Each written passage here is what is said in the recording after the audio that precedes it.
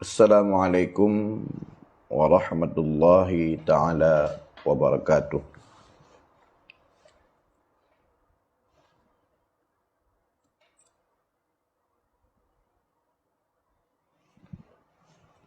Alhamdulillahilladzi a'azzal islam wal muslimin wa ahanal kufrata wal kafirin. Wassalatu wassalamu ala sayyidil mursalin Sayyidina Muhammadin nabiyil ummiyi wa ala alihi wa sahbihi ajma'in.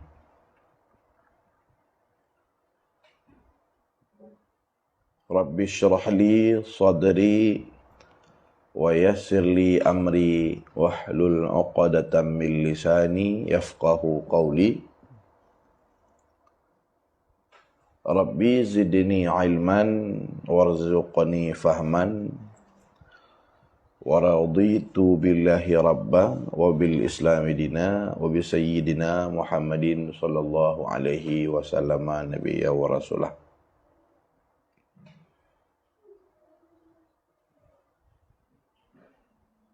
Amma ba'du, puji syukur kehadirat Allah Subhanahu wa taala yang masih menganugerahkan iman dan Islam. Mudah-mudahan Allah Subhanahu wa taala akan mengistiqamahkan kita dalam iman dan Islam tersebut di tengah banyak sekali ujian dan cobaan yang Allah Subhanahu wa taala berikan kepada kita dalam mengemban nilai iman dan mengemban nilai keislaman kita. Terlebih-lebih hidup di zaman yang serba penuh dengan fitnah, sebagaimana disampaikan oleh baginda Nabi sallallahu alaihi wasallam dalam sebuah hadis yang diriwayatkan oleh Imam Muslim, badiru bil amal fitanan ka qita'il lail mudlim yusbihur rajul mu'min wa yumsi kafir. Bersegeralah kalian beramal sebelum datangnya zaman atau masa atau periode fitnah, di mana kau akan melihat seseorang yang dikala paginya beriman namun dikala sore dia berubah menjadi kafir. Oleh Imam An-Nawawi rahimahullahu ta'ala dalam kitab beliau Syarah Sahih Muslim, ketika mengomentari hadis tersebut, menjelaskan bahwa hadis ini mengisyarahkan bahwa akan datang suatu zaman dan waktu di mana padanya mutarakimah, akan terjadi banyak sekali kita jumpai di mana-mana fitnah yang diibaratkan oleh Nabi dengan potongan-potongan malam yang gelap, yang dalam rentang waktu yang sebentar, saking banyaknya fitnah-fitnah dalam beragama, bisa menggiring seseorang dari keadaan beriman, menjerumuskannya untuk jatuh ke dalam kekafiran, karena banyak sekali fitnah. Fitnah dalam artian al-ikhtibar atau al-imtihan, yaitu ujian dan cobaan dalam beragama. Di ayat yang lain Allah Subhanahu wa taala juga berfirman dalam surat Al-Ankabut ayat 2, hasiban nasu ayaqulu hasiban nasu ayusraku ayaqulu amanna wa hum la yuftanun. Tidaklah manusia dibiarkan mengatakan aku telah beriman kepada Allah, melainkan dia harus terlebih dahulu diuji. Syekh Ahmad As-Sawi Al-Maliki dalam mengomentari tafsir Jalalain pada juz yang ketiga tafsir surah Al-Ankabut, beliau membawakan keterangan di antaranya bahwa orang-orang yang sebelum kita, sebelum umat Nabi Muhammad sallallahu alaihi wasallam, diberikan oleh Allah Subhanahu wa taala juga berbagai macam ujian untuk mempertahankan keimanan, untuk mendhahirkan apakah dia golongan orang-orang yang benar-benar beriman kepada Allah dan sekurang-kurang ujian dan cobaan untuk mempertahankan nilai keimanan itu adalah disisir otaknya, isi otaknya dengan sisir yang terbuat dari besi. Segar dalam ingatan kita bersama bagaimana kisah seorang wanita yang bekerja sebagai penyisir rambut di rumah Firaun yang mendakwa dirinya sebagai ma'bud, zat yang layak disembah. Ketika ketahuan wanita yang ma'ruf sering kita namakan dengan Masyitah, namun pada dasarnya Masyitah itu bukan nama beliau. Masyitah adalah isim fa'il daripada kata masyata. Masyata itu menyisir artinya.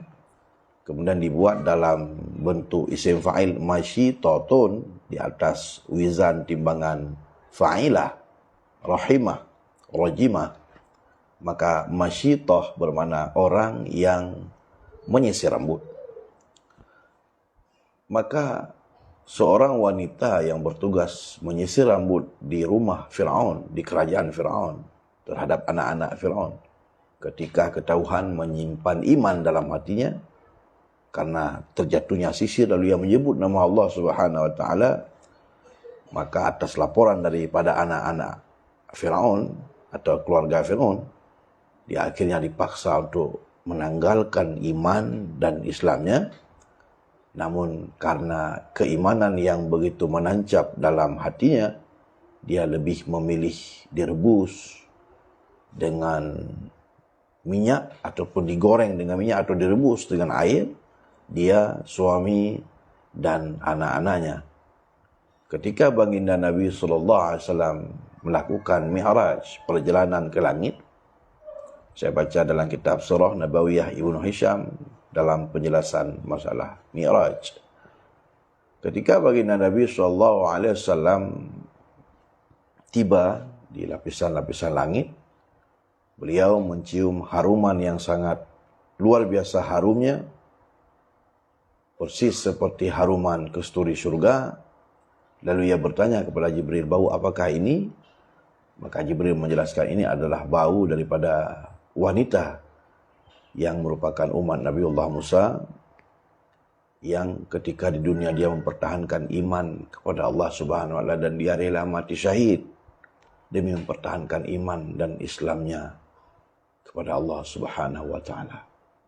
Kisah tersebut bagi orang-orang yang beriman tentu sangat membuat kita sangat terharu, karena belum tentu kita bisa mendapatkan fadilah, kemuliaan dan kebanggaan menjadi orang-orang yang mempertahankan iman dan Islam dan mati dalam iman dan Islam itu sendiri. Maka segala puji bagi Allah yang masih menganugerahkan iman dan Islam kepada kita bersama. Dan kita harapkan selalu kiranya Allah Subhanahu wa taala meneguhkan kita dalam iman dan Islam tersebut hingga akhir hayat kita, sehingga hidup kita di dunia tidak merasa rugi dan tidaklah kiranya menjadi orang-orang yang merugi di akhirat kelak. Amin ya rabbal alamin. Kemudian salawat dan salam kita sampaikan kepada Sayyidina Muhammad sallallahu alaihi wasallam, seorang nabi yang mulia, yang sangat agung, yang Allah Subhanahu wa taala sendiri ikut berselawat kepadanya, sebagaimana isyarah firman Allah surat Al-Ahzab surat nomor 33 dalam Al-Qur'an, innallaha wa malaikatahu yusalluna 'alan nabiy ya ayyuhalladzina amanu sallu 'alaihi wa sallimu taslima. Salawatnya Allah Subhanahu wa taala kepada Sayyidina Muhammad adalah dengan kalam yang qadim, yaitu Allah Subhanahu wa taala berkalam dengan kalam yang tidak bersuara, tidak berbahasa,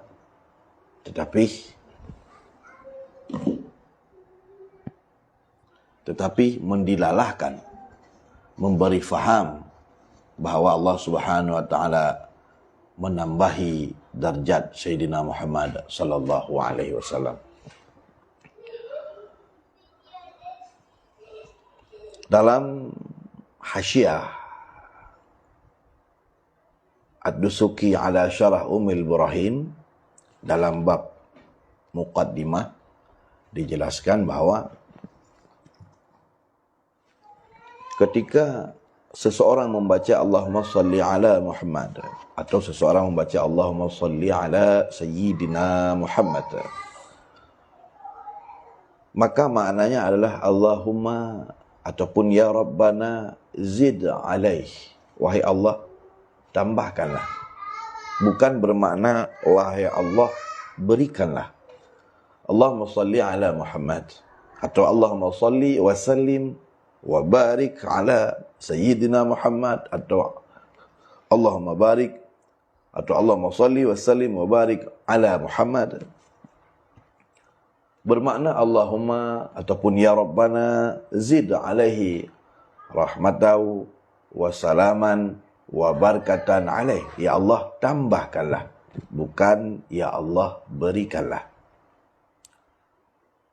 Seandainya semua manusia, jin, malaikat, bebatuan tidak memohonkan rahmat kepada Sayyidina Muhammad, Allah Subhanahu wa taala dengan segala kesempurnaan yang Allah miliki telah mengkhabarkan kepada kita bahawa Allah Subhanahu wa taala selalu sentiasa tiada henti-hentinya menambahkan rahmat dan sejahtera kepada Sayyidina Muhammad, memberikan rahmat dan sejahtera kepada Sayyidina Muhammad.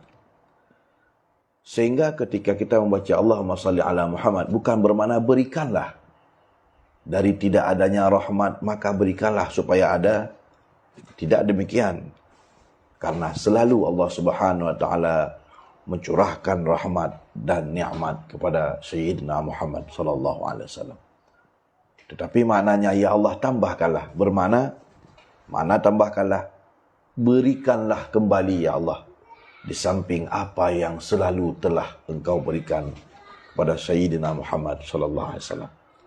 Ini mengisyarahkan kepada pemahaman ahli sunnah wal jamaah yang memahami bahawa derajat, pangkat, kemuliaan Nabi sallallahu alaihi wasallam sentiasa selalu tarakki, sentiasa selalu setiap detik bertambah, dan bertambah. Karena Allah berfirman, wal akhiratu khairul laka minal ula. Apa yang Allah Ta'ala berikan kepadamu ya Muhammad berupa nikmat-nikmat akhirat, selain nikmat dunia, itu khairul laka minal ula, lebih utama, lebih baik, lebih sempurna dari apa yang sudah Allah berikan kepadamu, daripada apa yang Allah berikan ketika engkau masih hidup di dunia. Jamaah kajian rahimakumullah. Diturunkannya Sayyidina Muhammad sallallahu alaihi wasallam di atas kehidupan dunia bukan hanya saja menjadi rahmat, kebaikan dari Allah Subhanahu wa taala hanya kepada umat muslim saja, hanya kepada orang Islam saja, tetapi rahmat Allah, pemeliharaan Allah, perlindungan Allah, kasih sayang Allah berlaku juga kepada orang-orang yang kafir, kepada orang yang tidak menerima Muhammad sallallahu alaihi wasallam sebagai rasul, bahkan kepada orang-orang yang mencela Nabi Muhammad sallallahu alaihi wasallam, juga sadar atau tidak mereka ikut merasakan rahmat dari Allah Subhanahu wa taala dengan keberkahan dikirimnya Sayyidina Muhammad sallallahu alaihi wasallam di atas permukaan dunia.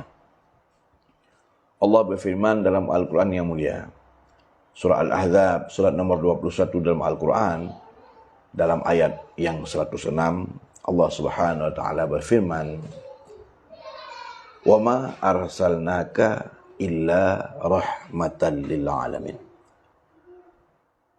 Para ulama dalam menafsirkan ayat tersebut menjelaskan di antaranya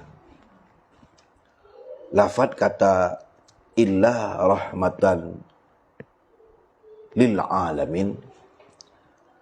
Setidaknya ada dua buah bentuk penafsiran yang bersifat umum yang bisa kita fahami dari firman Allah Subhanahu wa taala, "Wa ma arsalnaka illa rahmatan lil alamin."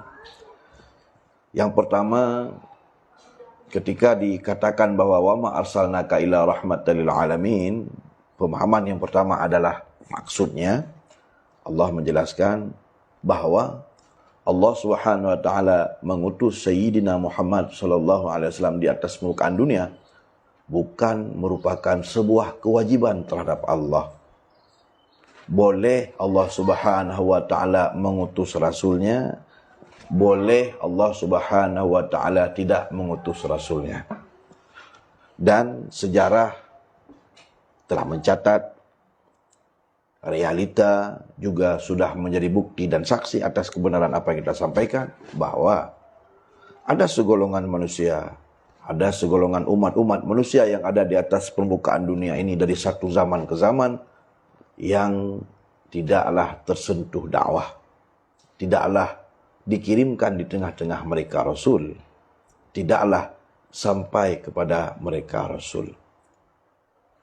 Maka wa ma arsalnaka ila rahmatan lil alamin. Pemahaman yang pertama maknanya Allah Subhanahu wa taala mengutus Rasul, wabil khusus Rasulullah sallallahu alaihi wasallam di tengah-tengah kehidupan manusia bukan karena dorongan kewajiban, kemestian terhadap Allah. Karena tidak ada sesuatu yang mesti terhadap Allah. Karena fa'alul lima yurid, Allah bisa berbuat apapun yang dikehendakinya.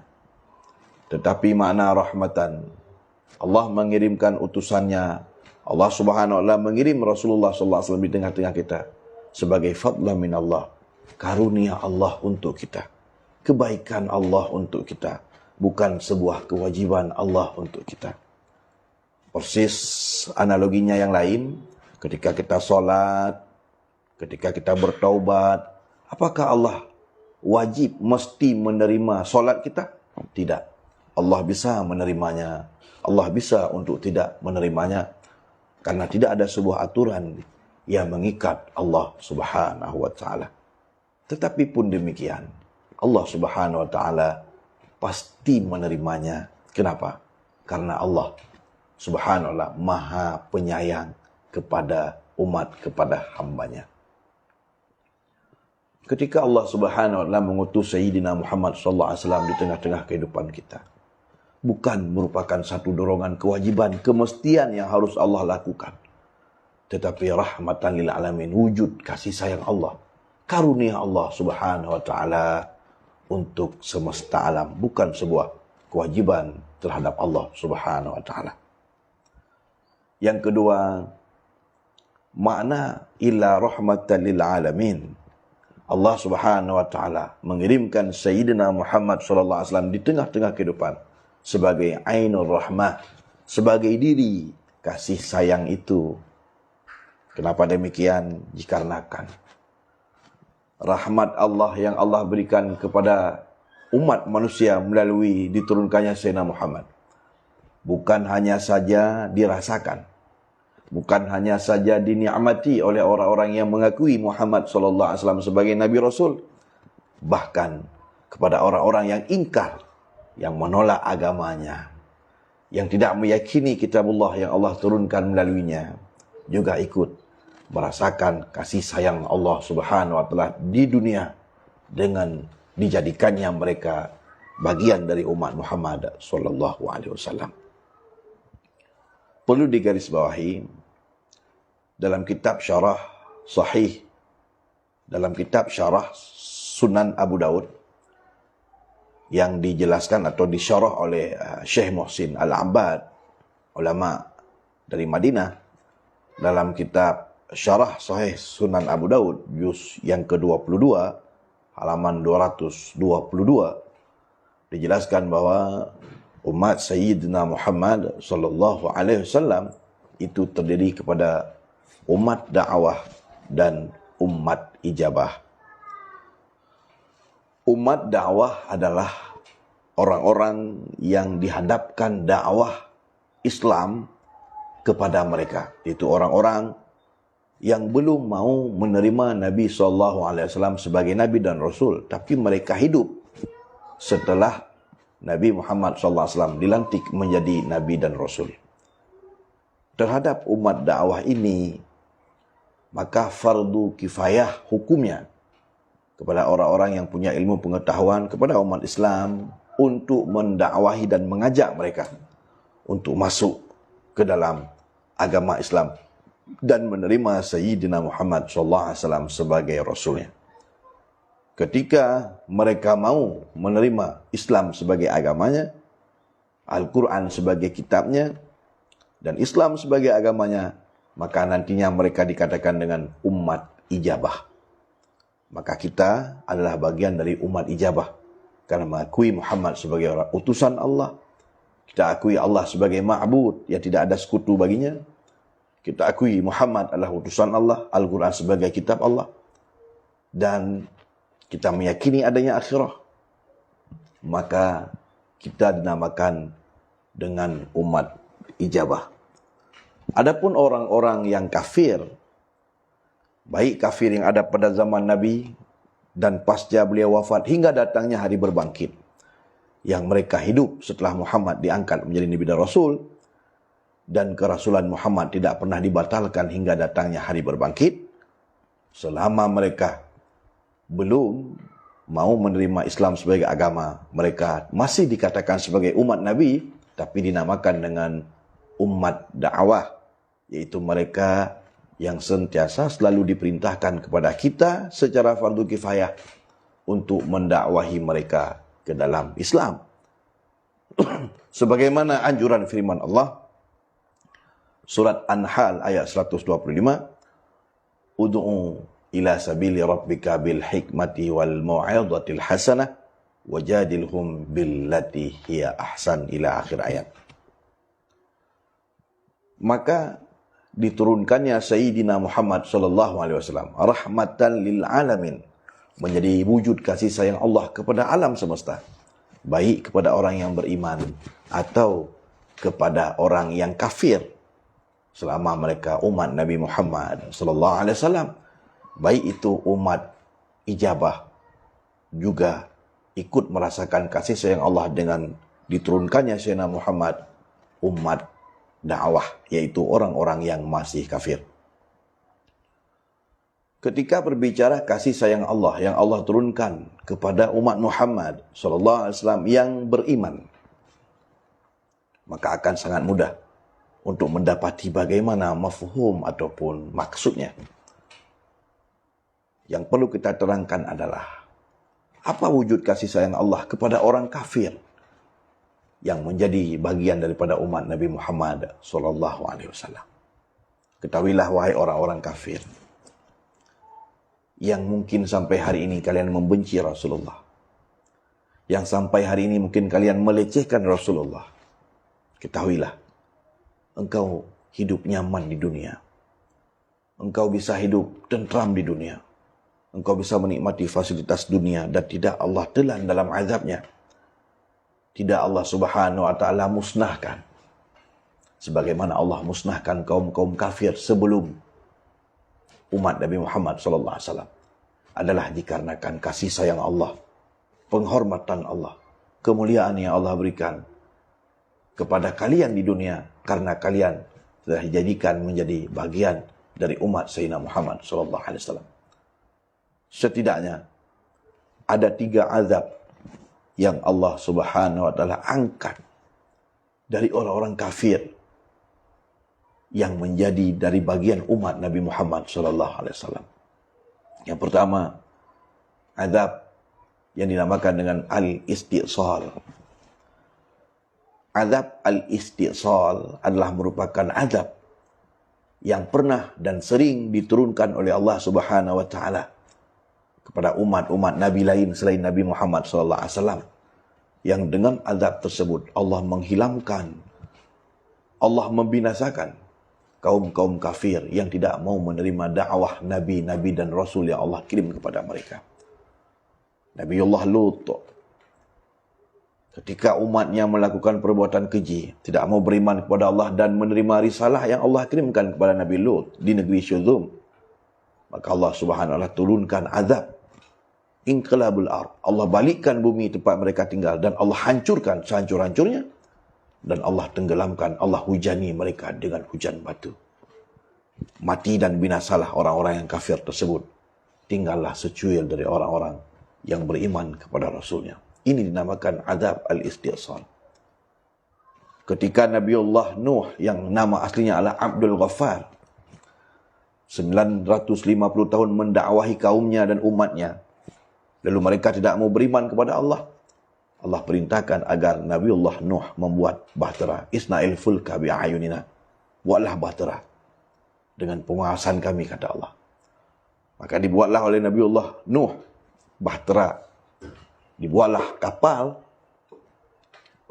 Lalu pada waktu yang Allah janjikan, Allah perintahkan agar Nabiullah Nuh berangkat, membawa apa-apa yang diperintahkan oleh Allah Subhanahu wa taala dibawa, berupa pasangan-pasangan binatang, orang-orang yang beriman.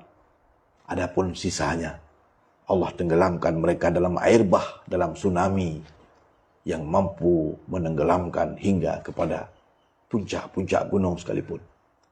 Allah abadikan di antaranya dalam Al-Quran, dalam surah Hud, ketika Nabiullah Nuh berkata kepada anaknya, "Ya bunayya, irkam ma'ana, wahai anandaku, naiklah ke dalam bahtera." Tetapi dikarenakan anak Nabiullah Lut, anak Nabiullah Nuh atau Abdul Ghaffar bukan golongan orang yang beriman, tetap Allah tenggelamkan di dalam tsunami dan tidak ada seorang pun yang bisa menolaknya. Maka tenggelamlah, binasalah kaum Nabi Lut. Ini dinamakan azab al-istisal yang dikirim oleh Allah Subhanahu wa taala kepada para pembangkang-pembangkang risalah Nabi Rasul. Tidak Allah tinggalkan mereka di dunia.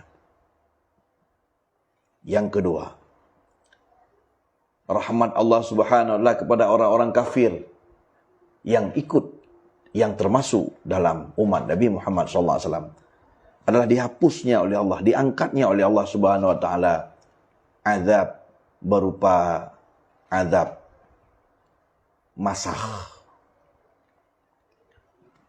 Azab berupa masakh adalah berupa azab yang pernah Allah Subhanahu wa taala turunkan kepada orang-orang kafir dari umat-umat nabi-nabi yang terdahulu, di mana mereka dibuat menjadi keras, menjadi batu.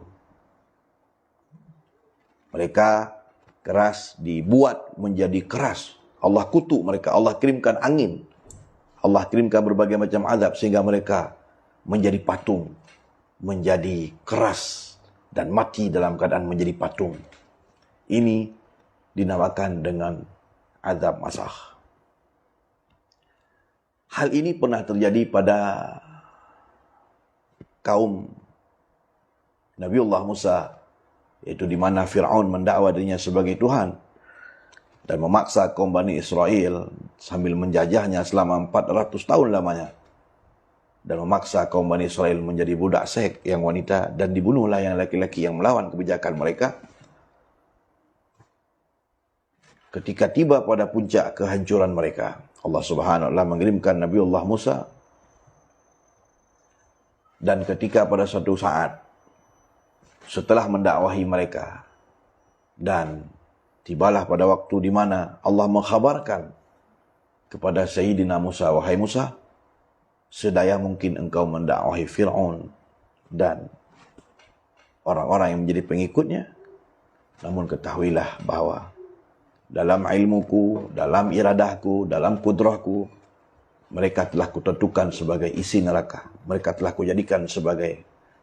kutentukan, kukehendaki sebagai bagian dari orang-orang kafir hingga datang hari berhisapan. Mereka hidup dalam keadaan kafir dan mati dalam kondisi kafir." Maka setelah Nabiullah Musa faham bagaimana hakikat takdir yang ada pada Fir'aun, karena telah diberitahukan oleh para malaikat, ketika itulah Nabiullah Musa berdoa. Yang doa tersebut bisa anda baca dalam surat nomor 10 dalam Al-Quran, dalam surat Yunus. Rabbana ataita fir'auna, dalam ayat 88 dan 89. Di sana Nabiullah Musa meminta kepada Allah Subhanahu wa taala, ya Allah, bekukanlah harta-harta yang dipakai oleh Fir'aun yang tidak pernah mensyukuri nikmat-Mu. Kuda, onta dan berbagai macam harta, wang dirham, dinar dan uang, harta emas, perak, permata dan macam sebagainya yang menjadi harta kebanggaan, yang menjadi alat untuk berbuat maksiat oleh Fir'aun. Maka ketika dia bangun keesokan paginya, dia mendapati hartanya telah menjadi keras dan menjadi batu. Ini dinamakan dengan masakh. Azab masakh yang Allah kirimkan kepada kaum-kaum yang ingkar, yang kafir kepada kaum Nabi dan Rasul sebelum Muhammad. Allah angkat demi memuliakan Muhammad sallallahu alaihi wasallam. Karena orang-orang kafir ini telah ikut dalam bagian umat dakwah Nabi Muhammad sallallahu alaihi wasallam.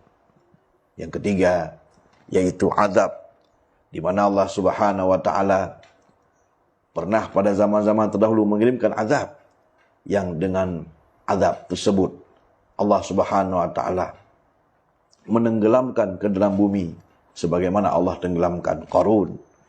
Namun ketiga-tiga azab ini diangkat oleh Allah Subhanahu wa taala dari umat Muhammad, walau mereka sangat kafir sekalipun, walau mereka membenci Rasulullah sekalipun, walau mereka menghina Rasulullah sallallahu alaihi wasallam sekalipun. Maka inilah di antara penjelasan makna daripada wama arsalnaka illa rahmatan lil alamin. Maka ketahuilah wahai orang-orang kafir yang masih menjadi bagian dari umat dakwah Sayyidina Muhammad sallallahu alaihi wasallam. Kami menyeru dan mengajak kepada anda-anda yang masih kafir, kepada anda yang masih berada di luar Islam, jika ingin selamat di dunia dan di akhirat, masuklah Islam. Kami menyeru dan mengajak anda, masuklah Islam.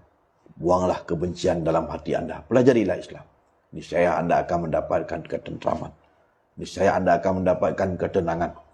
Dan semua fitnah-fitnah keji yang dilancarkan oleh orang-orang orientalis barat, oleh misionaris-misionaris, adalah merupakan fitnah-fitnah untuk menjatuhkan Sayyidina Muhammad SAW, untuk menjatuhkan Islam. Tetapi sedaya mungkin upaya apapun yang dilakukan oleh orang-orang kafir untuk merendahkan Islam dan ajarannya, untuk merendahkan Rasulullah, Nabi dan umatnya, adalah merupakan diibaratkan Allah, yuriduna yutfi'u nurallahi biafwahim wa ya'ballahu yutimma nurahu walau karihal musyrikun. Mereka dengan mulut mereka selalu berusaha, berupaya bagaimana kiranya memadamkan syiar-syiar agama, melecehkan nilai-nilai Islam dengan membuat berbagai macam framing-framing. Tetapi ketahuilah, wa ya'ballahu yutimma nurahu.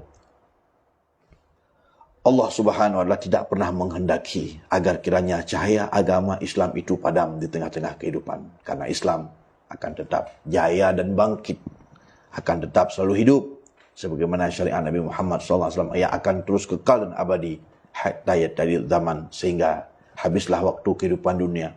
Ketika Nabiullah Isa turun kembali di atas muka dunia, beliau bukan turun sebagai sosok Nabi dan Rasul yang membawa syariat yang baru, tetapi beliau menjadi hakim di tengah-tengah manusia, memakai syariat Sayyidina Muhammad sallallahu alaihi wasallam.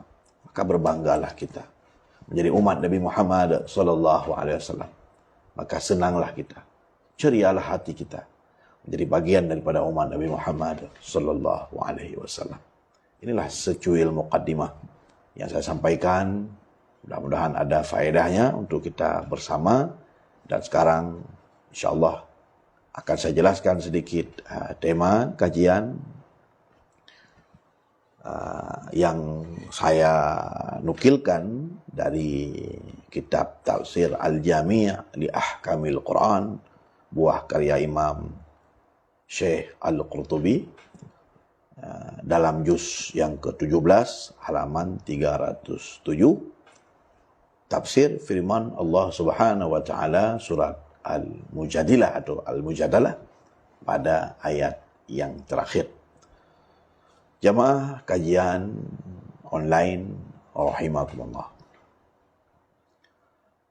Baru-baru ini kita dibuat heboh dibuat sontak, terkejut, dan jiwa kita bagaikan terhiris dengan pisau belati ketika sebuah perusahaan bar Halloween melakukan promosi minuman khamar, minuman keras, lalu mereka memantik emosi umat Islam dengan menempelkan nama Muhammad sebagai merek minuman untuk memancing banyaknya outlet yang masuk.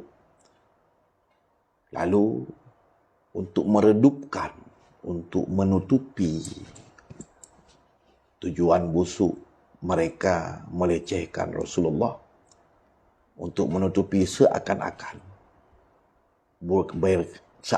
mereka tidak bermaksud menghina Islam saja, lalu mereka menyandingkan sebuah nama lain, yaitu nama Maria atau Maryam di samping nama Muhammad.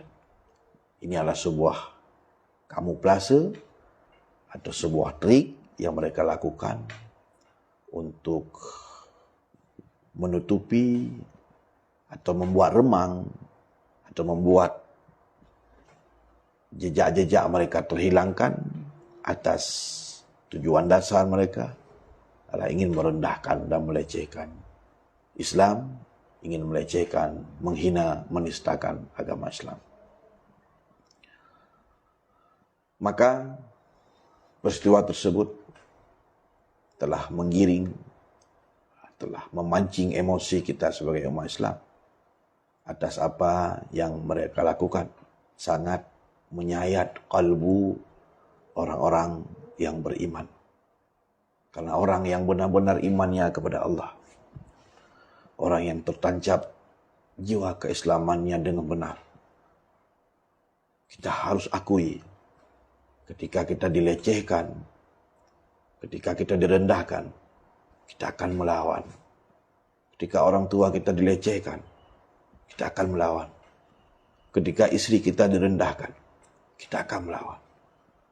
Ketika anak-anak kita dilecehkan dan direndahkan, kita akan melakukan apapun upaya untuk melakukan pembelaan.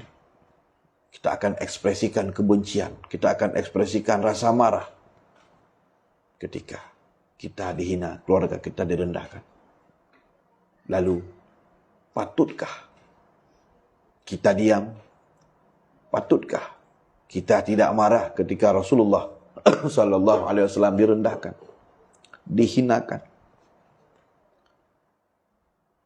Dalam Al-Quran yang mulia ada sebuah kisah yang sangat menarik tentang sebab turunnya ayat yang terakhir dari surat Al-Mujadilah atau Al-Mujadalah. Saya membawakan 3 referensi. Yang pertama, Tafsir Munir, Al-Munir, Wahbah Mustafa Azwaili pada juzuk yang ke-14. Kemudian yang kedua, Tafsir Mafatihul Ghaib ataupun Tafsir Al-Kabir, Imam Fakhruddin Ar-Razi, juz 29 halaman 240. Dan saya juga membawakan satu referensi yang lain, kitab Tafsir Al-Jami' li Ahkamil Quran, buah karya daripada Syekh Al-Qurtubi rahimahullah ta'ala. Dalam kitab Al-Jami' li Ahkamil Quran, Imam Al-Qurtubi disebutkan dalam juz 17 halaman 307, waqala As-Saddi, berkatalah Imam As-Saddi, nuzilat fi Abdillah ibni Ubay ibni Salul. Menurut Imam As-Saddi, ayat yang terakhir daripada surat Al-Mujadilah atau Al-Mujadalah yang berbunyi, la tajidu qauman yu'minuna billahi wal yawmil akhir yuwadduna man haddallaha wa rasulahu walau kanu aba'ahum, ila akhir ayat. Sekali-kali kamu ya Muhammad tidak akan pernah mendapati satu kaum yang benar-benar beriman kepada Allah dan benar-benar yakin adanya hari akhirat saling mencintai atau menyintai orang yang memusuhi Allah dan Rasulnya, meskipun mereka adalah bapak-bapak mereka sendiri atau anak-anak mereka sendiri.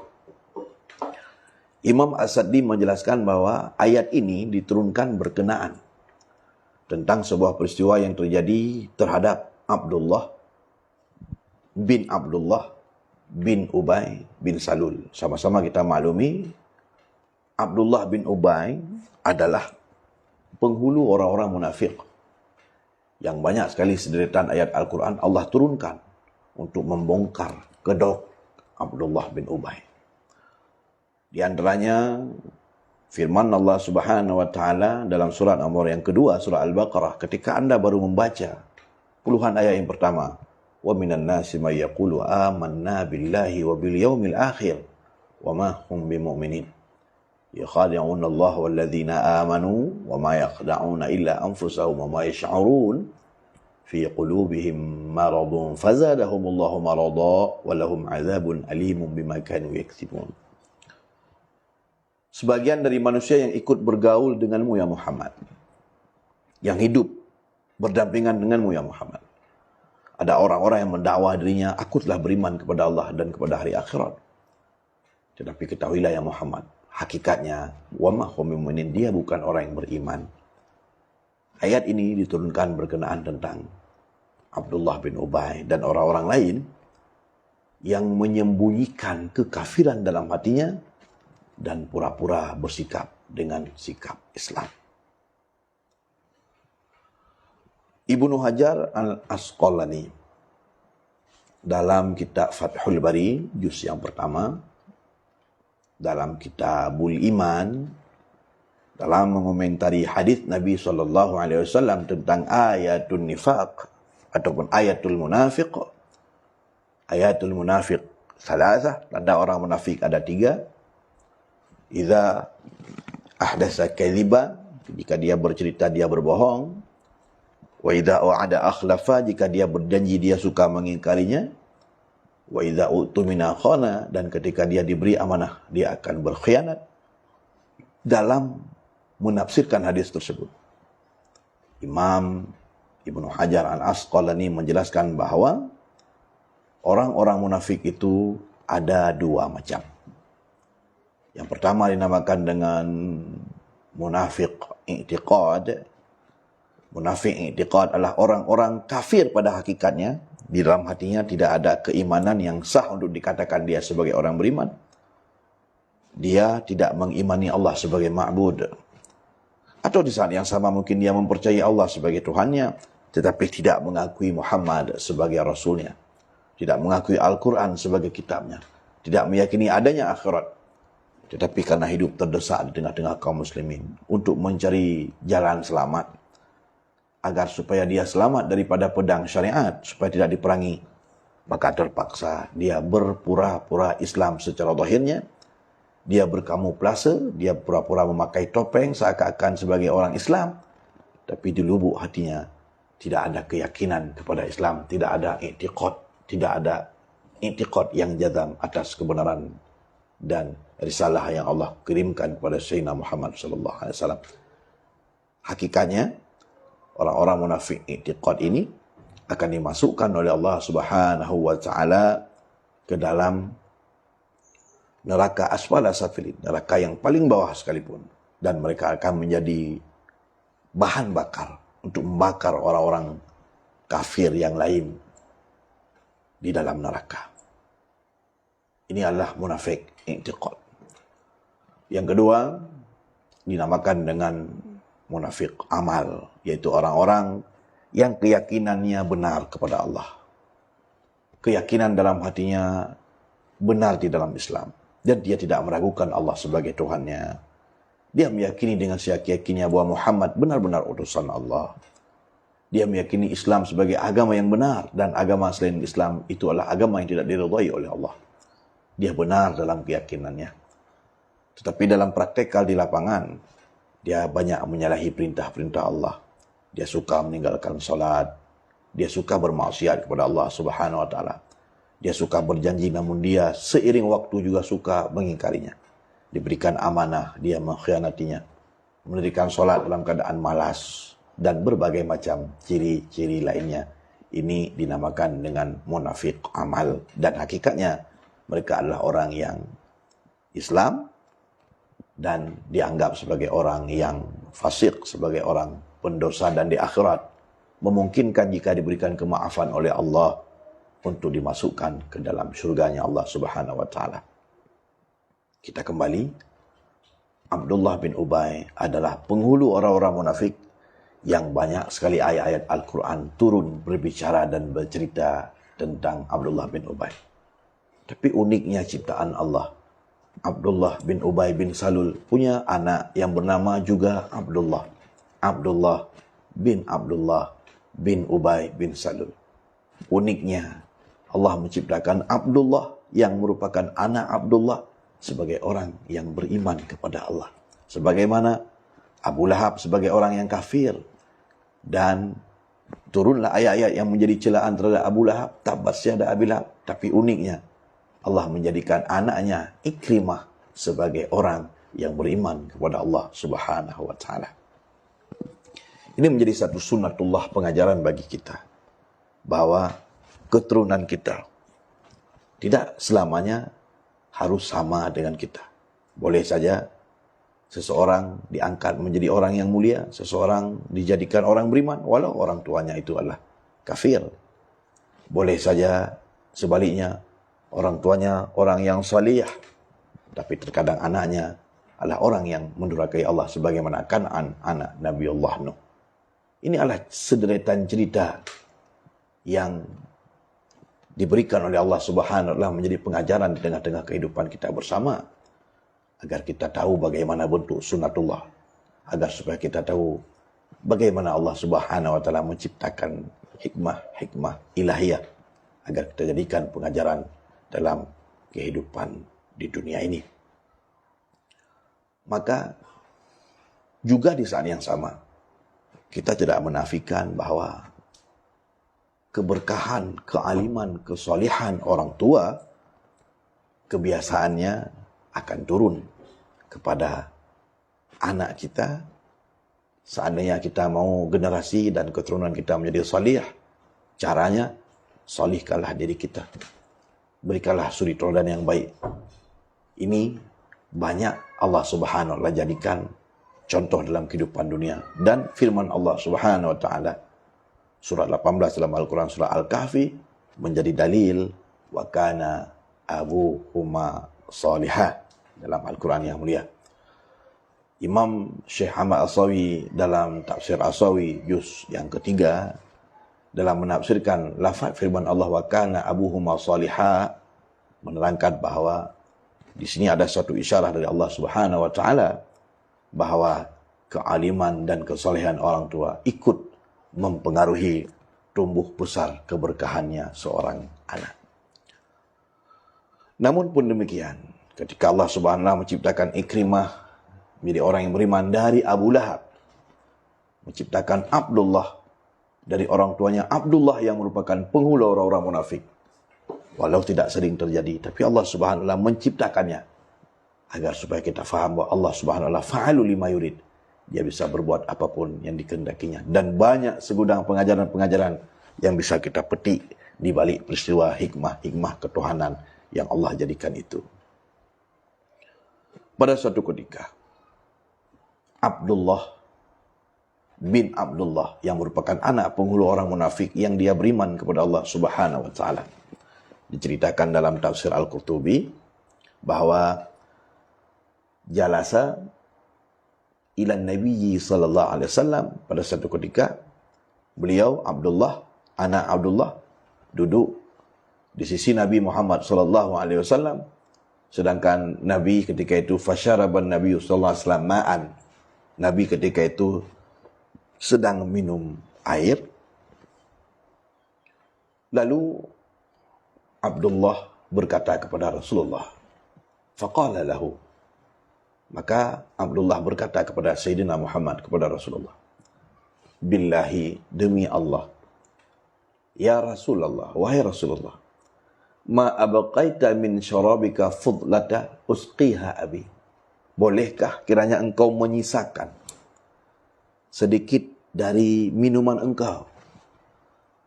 Bolehkah aku meminta kiranya engkau, wahai Rasulullah, menyisakan sedikit dari air yang kau minum yang ada bekasan mulutmu? Kiranya sisa minumanmu akan kubawa kepada orang tuaku, supaya aku memberikan kepadanya minuman sisa dari minumanmu, wahai Rasulullah. Dengan harapan, la'allallahu yutahhiru biha qalbah. Mudah-mudahan, semoga kiranya Allah akan mensucikan hati bapakku, Abdullah, dari sifat-sifat munafik yang ada dalam hatinya dengan meminum bekas minumanmu, wahai Rasulullah.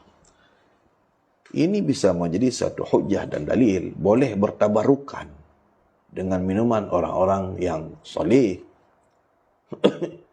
Boleh bertabarukan dengan sisa minuman orang-orang yang soleh. Dan ini bukan termasuk dalam kriteria perbuatan syirik atau khurafat atau bid'ah, sebagaimana dipahami oleh sebagian kaum-kaum yang terjebak dalam memahami teks agama.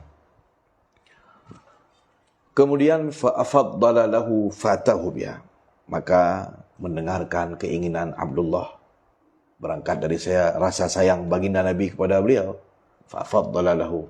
Nabi menyisakan minuman tersebut untuknya. Fa'atahu biha, dengan senang hati Abdullah mendatangi atau pulang ke rumahnya membawa sisa air yang diminum oleh Sayyidina Muhammad sallallahu alaihi wasallam kepada orang tuanya. Ketika melihat anaknya pulang membawa sisa air, Abdullah, orang tua dari Abdullah, merasa heran. Lalu faqala lahu Abdullah, maka orang tuanya pun berkata kepadanya, "Ma hadza? Apa ini? Apa yang kau bawa? Apa ini yang kau bawa?" Faqala, maka anaknya Abdullah berkata kepada ayahnya, "Hiya fudlah min syarabin Nabi sallallahu alaihi wasallam." Ayah, ini adalah merupakan sisa atau bekas minuman Nabi Muhammad sallallahu alaihi wasallam. Ji'tuka biha, aku membawanya kepadamu. Tashrubuha, kiranya engkau mau meminumnya. La'allallahu yutahhiru qalbaka biha, aku doakan kiranya Allah mensucikan hatimu dengan berkat sisa minuman Nabi yang engkau minum.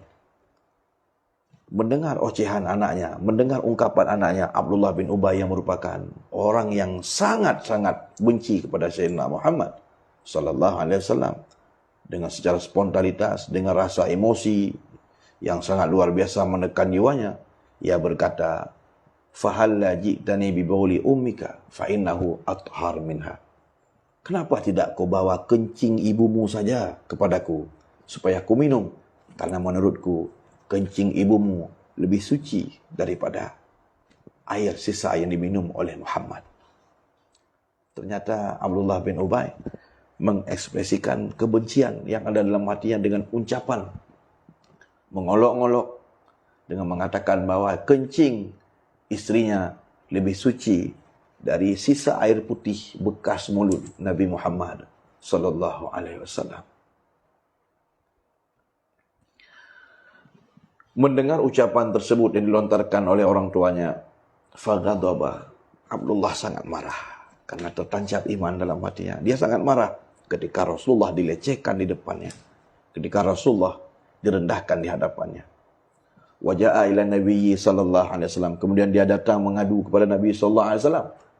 Wa qala, dan Abdullah pun berkata, "Ya Rasulullah, wahai Rasulullah," sambil menangis dia bercerita, "Ama adzanta li fi qatli abi?" Apakah engkau memberikan izin kepadaku untuk membunuh orang tuaku, untuk membunuh ayahku? Rasulullah sallallahu alaihi wasallam menjawab, faqala Nabi sallallahu alaihi wasallam, maka berkatalah baginda Nabi sallallahu alaihi wasallam, bal tarfaqu bih, jangan, berbuat lembutlah kepadanya, wa tahsin ilaih, dan berlaku baiklah engkau kepadanya. Jamaah pengajian online rahimakumullah. Di sini Rasulullah SAW tidak membantah rasa kebencian yang ada pada Abdullah. Rasulullah tidak mengatakan jangan kau benci. Rasulullah tidak melarang agar Abdullah membenci orang tuanya karena dia telah melecehkan dirinya, melecehkan Sayyidina Muhammad. Tapi Nabi ketika itu hanya melarang jangan bunuh. Sejenak setelah itu turunlah firman Allah Subhanahu wa taala dalam Al-Qur'an yang berisi surat Al-Mujadilah ayat terakhir. Pujian dari Allah Subhanahu wa taala kepada Abdullah bin Abdullah atas sikapnya benci dan marah kepada orang tuanya karena menghina Sayyidina Muhammad sallallahu alaihi wasallam. Allah berfirman, "La tajidu qauman yu'minuna billahi wal yawmil akhir." Sekali-kali engkau tidak akan pernah mendapati sekelompok manusia atau orang-orang yang benar-benar beriman kepada Allah, beriman kepada hari akhirat, mencintai orang yang membenci Allah, memusuhi Allah dan Rasulnya, meskipun mereka yang dibenci itu adalah bapak-bapak mereka sendiri. Luar biasa tanggapan dari Allah Subhanahu wa taala memuji perbuatan Abdullah yang membenci bapaknya karena menjadi bagian daripada orang-orang yang melecehkan Sayyidina Muhammad sallallahu alaihi wasallam. Dalam kitab tafsir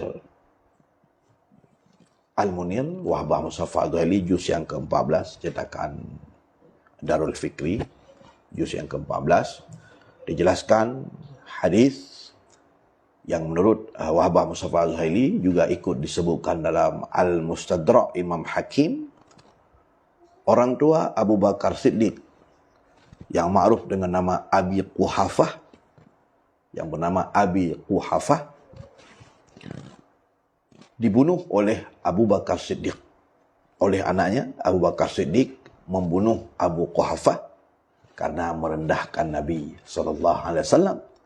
Dalam riwayat dan kitab-kitab lain disebutkan, termasuk salah satu alasan ayat ini, surah Al-Mujadilah turun berkenaan tentang sanjungan Allah Subhanahu wa taala kepada Abu Bakar Siddiq yang membunuh Abu Quhafah karena nyata-nyata melecehkan dan merendahkan Nabi Muhammad sallallahu alaihi wasallam.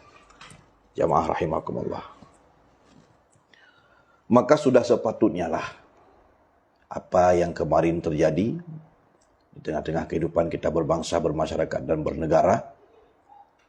Ada sebuah fenomena tontonan yang nampak di pelupuk mata kita bersama, bahwa beberapa orang yang ikut bekerja dalam sebuah bar Halloween, mereka merendahkan Nabi kita Muhammad dengan menempel merek botol minuman keras dengan nama Muhammad, dan untuk meredupkan kebusukan mereka, mereka menempel sebuah nama lain yaitu Maria untuk menutupi jejak-jejak supaya tidak terendus dan tercium bau kebusukan mereka.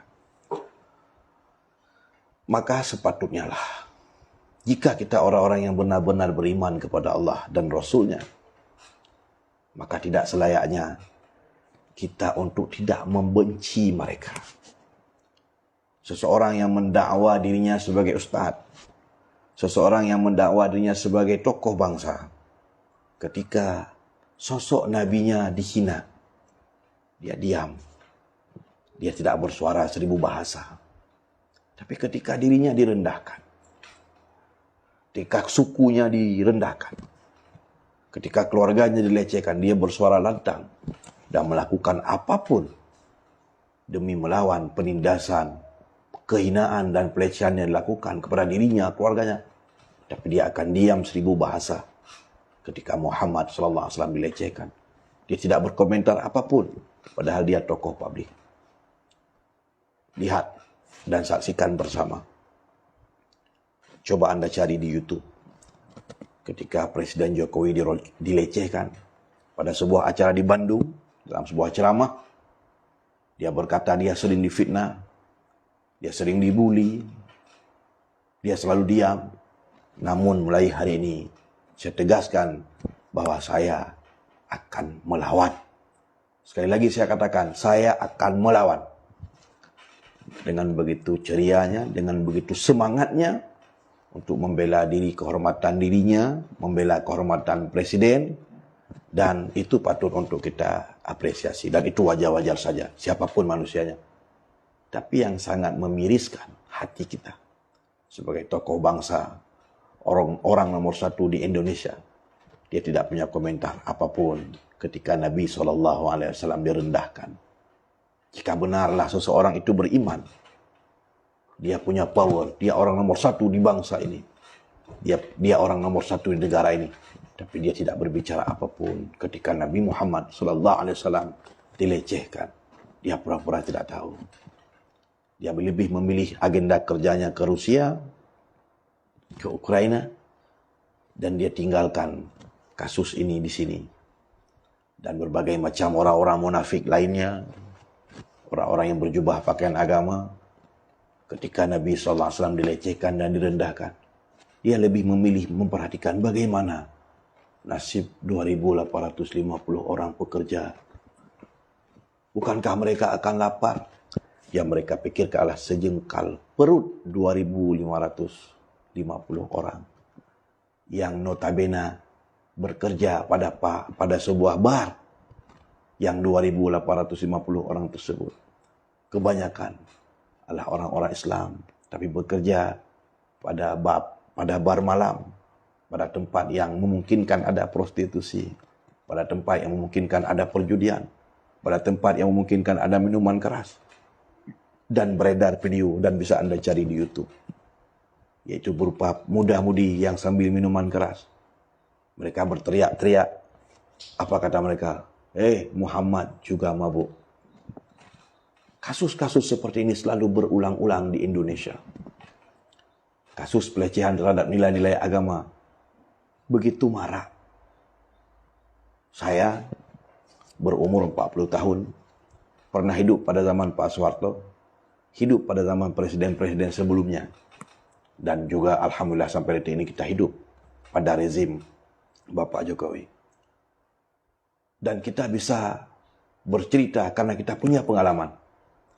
Kita tidak mengatakan bahwa pemimpin sebelum beliau lebih baik. Semua manusia punya sisi kelebihan dan kekurangan. Tapi realita di lapangan menunjukkan bahwa pada zaman rezim pemerintahan Bapak Jokowi, orang lebih berani menghina agama. Belum lagi Saifuddin Ibrahim yang tidak bisa ditangkap. Setiap hari dia upload video baru. Seorang teroris dengan kejahatan yang tingkatnya sangat besar, Hanbali, bisa dijemput ke Afghanistan. Dulu ada beberapa tokoh-tokoh lain di Thailand Selatan bisa dijemput.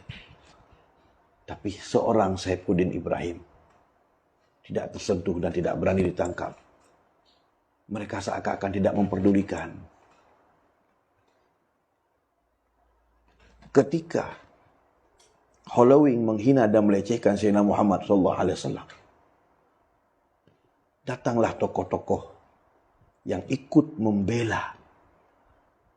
Seakan-akan mereka ingin menghilangkan jejak penistaan dan kehinaan yang mereka lakukan. Dan mereka lebih titik fokus kepada bagaimana nasib 2.850 orang. Seakan-akan sejengkal perut lebih utama diperjuangkan. Seakan-akan sejengkal perut lebih utama diperjuangkan daripada harga diri, daripada nilai-nilai agama yang telah dilecehkan. Dengan begitu mudah orang menghina dan melecehkan nilai-nilai agama. Kemudian dia akan buat postingan, saya minta maaf, saya tidak tahu bahwa akan berujungnya seperti ini. Dan sebagian dari politikus-politikus ikut berbicara. Ini adalah orang-orang yang kreatif. Mungkin mereka kebablasan. Tidak ada tercermin di wajah-wajah orang munafik itu sedikit pun rasa benci kepada orang-orang yang melecehkan Sayyidina Muhammad SAW. Ini adalah orang-orang munafik yang hidup di tengah-tengah masyarakat Islam. Maka ke depan, perhatikanlah baik-baik saudaraku. Dalam pemahaman ahli sunnah wal jamaah, disebutkan dalam kitab Syarah Jauharah Tauhid, karangan Syekh Ibrahim Bajuri. Di sana dijelaskan tentang Nadham Imam Al-Laqani. Di antara pemahaman ahli sunnah wal jamaah, wajib menegakkan kepemimpinan. Memilih presiden atau pemimpin hukumnya adalah wajib. Dan tidak boleh kepemimpinan itu kosong karena akan terjadi hukum rimba. Karena akan tidak ada orang yang melaksanakan kemaslahatan umum. Ke depan, kita akan memilih pemimpin bangsa. Ke depan kita akan memilih pemimpin bangsa. Indonesia adalah negara yang mayoritas di dalamnya umat Islam. Dan dalam bunyi Undang-Undang Dasar 1945, bahwa Allah Subhanahu wa taala dengan rahmat Allah diantarkanlah Indonesia ke gerbang pintu kemerdekaannya dengan selamat dan sentosa. Dan Pancasila yang merupakan falsafah negara, pada poin yang pertama dikatakan bahwa ketuhanan yang Maha Esa. Esa maknanya adalah tidak ada Tuhan itu lebih dari satu. Makna Esa adalah seungkapan dengan ahad. Qul huwallahu ahad. Seungkapan dengan wa ilahukum ilahu wahid. Dan ini tidak bisa dibantah. Dikarenakan PPKI, Panitia Penyelenggara Kemerdekaan Indonesia, dan para perumus-perumus Undang-Undang Dasar dan falsafah negara adalah mayoritas orang-orang yang beragama Islam. Maka ke depan kita akan memilih pemimpin. Sederetan peristiwa yang terjadi, yang telah kita lalui sebelum datangnya tahun 2024, ini harus bisa menjadi satu pengajaran. Harus bisa menjadi satu ibrah dalam kehidupan kita bersama, wabil khusus umat Islam. Saya menghimbau umat Islam, dalam tanda kutip, yang tidak munafik. Saya menghimbau umat Islam yang tidak munafik. Saya menghimbau umat Islam yang benar-benar Islam. Saya menghimbau umat Islam yang hidupnya untuk Islam, yang tidak rela agamanya dilecehkan, yang benar-benar percaya akan adanya hari akhirat, dan bukan mencari hidup di dalam Islam, bukan mencari aman di dalam Islam, bukan hanya KTP-nya Islam. Jadikanlah pelajaran-pelajaran, peristiwa-peristiwa yang terjadi dalam sederetan perjalanan hingga tibanya tahun 2024 menjadi suatu pengajaran, menjadi satu bahan pertimbangan untuk kita bersama. Jangan pernah salah langkah dalam memilih. Jangan pernah salah langkah dalam memilih. Mari kita perbaiki diri kita bersama, agar Allah mengirimkan pemimpin yang baik, yang di dalamnya ada iman dan Islam. Dia akan mengawal dengan kekuatan yang dia miliki, akan mengawal kemaslahatan bersama, supaya antar umat beragama tidak saling melecehkan, agar umat-umat yang mayoritas tidak menindas kaum yang minoritas, agar umat-umat yang minoritas tidak memancing emosi kaum mayoritas. Tidak ada jalan lain. Kita sudah melihat siapa di antara tokoh publik ketika Sayyidina Muhammad dilecehkan, ketika Muhammad Kicik menghina Rasulullah dan agamanya, ketika Saifuddin Ibrahim menghina. Tidak mungkin seorang presiden dan pemimpin-pemimpin public figure lain tidak melihat video tersebut. Ini zaman digital. Semua punya alat komunikasi. Tetapi sebagian mereka pura-pura buta. Pura-pura tidak tahu. Kenapa? Karena dia tidak merasa. Karena dia tidak merasa terpukul hatinya ketika Rasulullah dihina, ketika Rasulullah dilecehkan, ketika Islam dihina. Dia tidak merasa dirugikan. Dia hanya akan merasa dirugikan ketika dirinya direndahkan. Pemimpin yang seperti ini haram hukumnya dipilih di dalam agama Islam. Siapa yang berani menutup tempat maksiat? Lihat Bapak Anies Baswedan ketika pertama diangkat menjadi gubernur DKI, dia menutup Hotel Alexis. Terserah. Misalnya ada agenda-agenda kerja yang memang sudah pernah ada sebelumnya, kemudian dilanjutkan. Kita tidak melihat itu. Tapi bukti dan sikap nyata. Tapi berbagai macam alat yang mereka miliki. Mereka memakai buzzer, mereka memakai kaum-kaum Islam yang bersifat liberal, sekuler. Mereka akan berkata, akan mereka bangun opini-opini, saya tidak akan memilih calon pemimpin yang menjual ayat dan mayat. Ini sama halnya tidak mengakui bahwa Islam itu ikut berbicara dalam siasah dan perpolitikan. Sebagai umat Islam yang punya pengetahuan agama yang baik, kita jangan mau dibodohi oleh sekelompok manusia-manusia yang hidup hanya untuk menumpang isi perut. Mereka rela menjual akidahnya. Mereka rela melecehkan nilai-nilai agama mereka sendiri. Hakikatnya mereka adalah orang-orang munafik. Hanya untuk segenggam beras. Hanya untuk sejengkal perut. Mereka rela untuk menyenangkan tuannya, merendahkan nilai-nilai agama. Islam bukan hanya saja mengajarkan tentang akidah, keyakinan, juga ada ibadah. Juga di dalamnya ada munakahah, masalah pernikahan. Juga di dalamnya ada masalah siasah, perpolitikan, ada jinayat, hukum pidana. Di dalam Al-Quran yang mulia, ada ayat-ayat yang memerintahkan agar mentaati pemimpin. Ati Allah wa ati Rasul wa ulil amri minkum. Ini menunjukkan bahwa Islam juga harus ikut ambil andil dalam perpolitikan. Islam dengan Al-Quran sebagai pedomannya, dengan Sayyidina Muhammad sebagai nabinya, bukan diturunkan sebatas untuk melakukan rutinitas aktivitas di dalam masjid. Inilah upaya yang dilakukan oleh kelompok sekuler. Ketika kita berbicara dengan agama, ketika kita mengajak dengan berlandaskan kepada nilai-nilai agama, mereka akan berkata, jangan bawa-bawa agama dalam politik. Ini adalah pemahaman yang menyesatkan. Mereka ingin membatasi ruang lingkup agama sebatas di mushola. Mereka ingin membatasi ruang lingkup agama sekadar di masjid.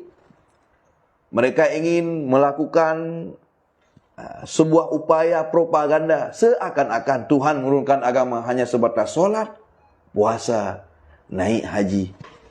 Tidak. Jangan bodohi kami umat Islam.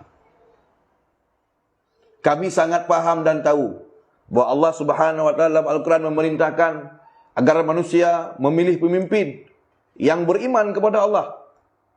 Lihatlah betapa Ahok sangat takut terhadap surat Al-Maidah ayat 51. Ini berangkat secara filosofinya karena dia benar-benar tahu. Karena dia tahu secara pasti dan tidak ragu bahwa surat Al-Maidah ayat 51 adalah satu bumerang, satu penghalang, di mana Allah berfirman, ya ayyuhalladzina amanu la tattakhidul yahuda walan nasara awliya. Wahai orang yang beriman, jangan kau jadikan orang Yahudi, Nasrani di luar agamamu sebagai aulia, pemimpin.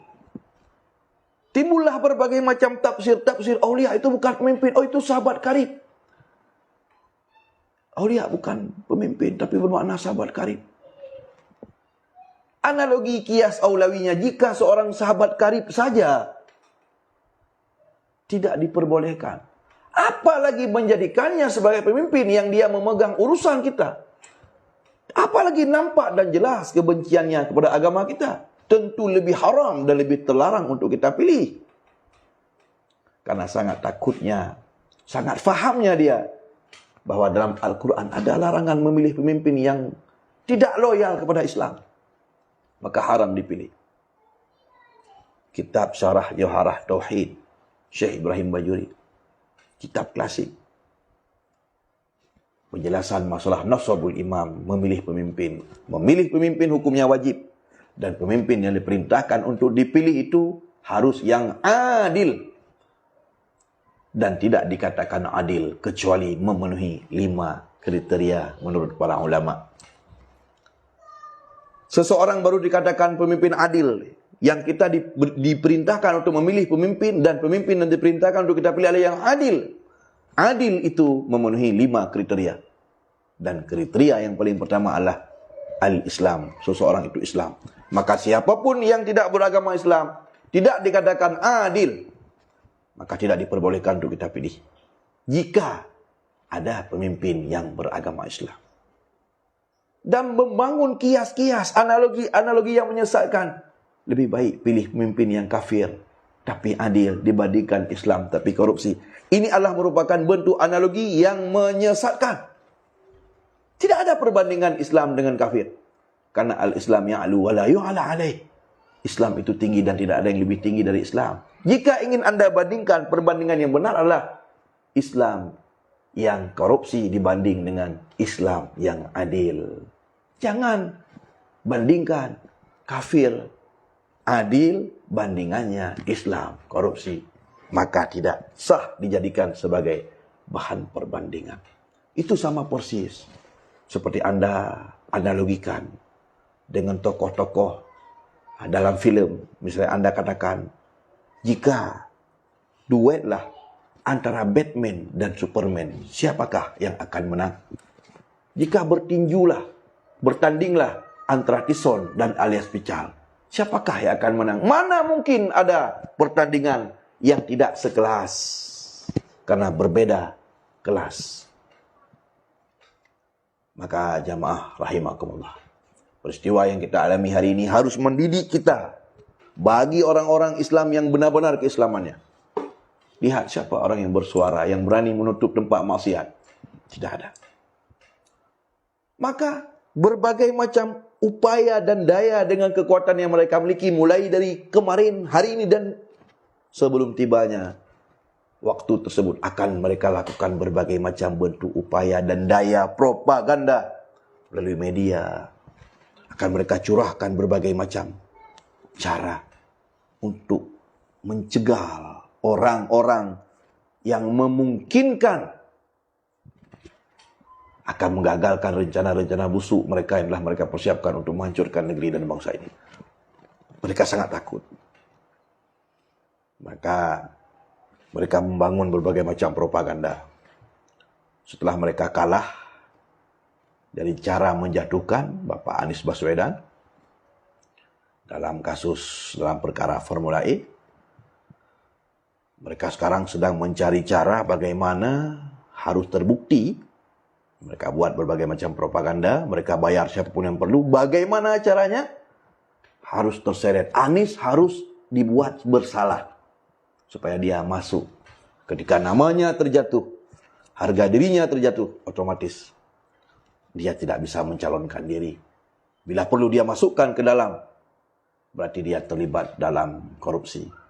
Maka hilanglah harapan kaum muslimin, di mana kaum muslimin kebanyakan menaruh harapan untuk membela agama, untuk menjaga agama kita dari rongrongan orang-orang tersebut. Dan Bapak Anies tidak akan mendalimi orang-orang lain di luar Islam, karena dia orangnya nasionalis. Karena dia adalah orang-orang yang nasionalis. Tapi di saat yang sama, dia juga tidak mau agamanya direndahkan. Dan kepribadian ini hanya ada pada yang bersangkutan.